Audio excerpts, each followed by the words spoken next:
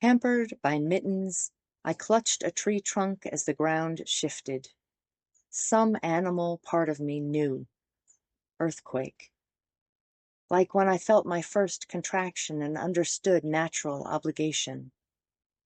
The red clay hillside, frozen hard as concrete, loosed rocks that bounced across the trail, smashed icy patches from yesterday's snow, and finally tumbled into the ravine's dormant kudzu. I scrambled towards a shelter further up the trail. Thunder boomed. Rain fell in sheets. If I wasn't on time to pick up my daughter from school, she'd panic. Wouldn't she? It was just the two of us. Her father wanted to be free of me more than he wanted her.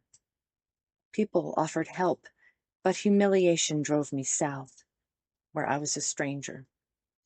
The shelter was 3 walls, a roof, and a bench on which sat an old, heavy-set woman. She leaned forward, hands on her knees. Brown skin hung heavy. Silver hair frothed like foam or clouds. She muttered. "Pardon?" I asked. She said, "I should have known better. I'm not up for this. Now I'm stuck here and sick." "It's weather," I said. The shelter creaked and swayed. It unnerved me, but I didn't want to sit beside her. I left work early, overwhelmed by my cubicle and the people always around. I checked my cell, no service. I promised my daughter I was always reachable. "I need to go," I said. "Please stay," she begged. "I'm not well." "I'm late." "It's pouring," she said. "We're always late for something. I've learned that much." She regarded me with hazel eyes like tide pools. "I'm a mother too," she said. "I get it. She's fine. They're always fine until they're not. Then we know how little we control." Had I mentioned my daughter? I wanted to ask, but my mouth was sealed, as in a dream. "I'm a storyteller," she said. "I know how to kill time. When the storm is over, we'll walk back, okay?" She straightened and closed her eyes. When the last of her children fell to rot, Mother swallowed earth back down. The oceans were sour on her tongue.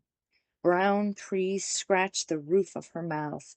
The ruined dirt was hot, stinking of plastic. She tasted her rotting children and all the animals.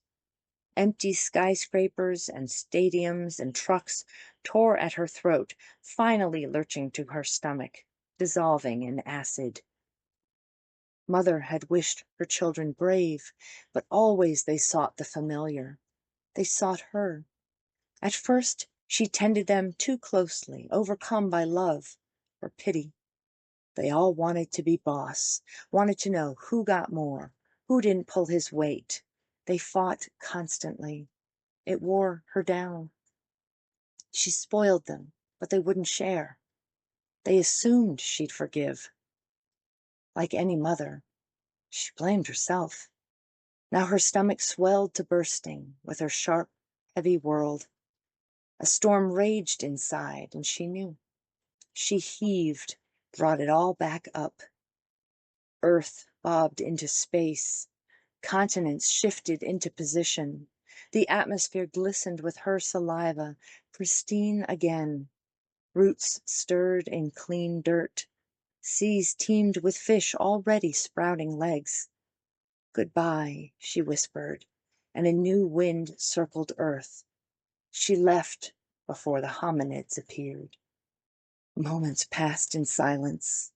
The rain stopped and sun broke through the pines. Watching a toad leap from a puddle, I zipped my jacket, suddenly roasting. "So it's a creation story?" I asked. Destruction is the important part. When and how to let go, hardest question for any mother. It flops on the festival circuit, but I like it. I don't mind ambiguity. "I have to get my daughter," I said. "I tried helping the woman up, but I must have missed her arm. I swiped at air." "She's fine, I told you," the woman said. "We're in the midst of it, don't you know?" I walked away. then ran. My daughter needed me more than this old woman who maybe was strange, who maybe didn't move her lips when she spoke. I wasn't sure afterwards. I remembered her eyes. I meant to go back and check on her later that day, the next morning. Then too much time passed. She must be okay. Someone helped her. Of course I was ashamed. Now I hike this trail every week. The shelter is empty until I get here. My daughter is grown, gone away from me, toward her life, I suppose. I don't need a lot from people. I need more than nothing. I've learned that much. I should have known better, I tell them worried mothers who sometimes pause by me.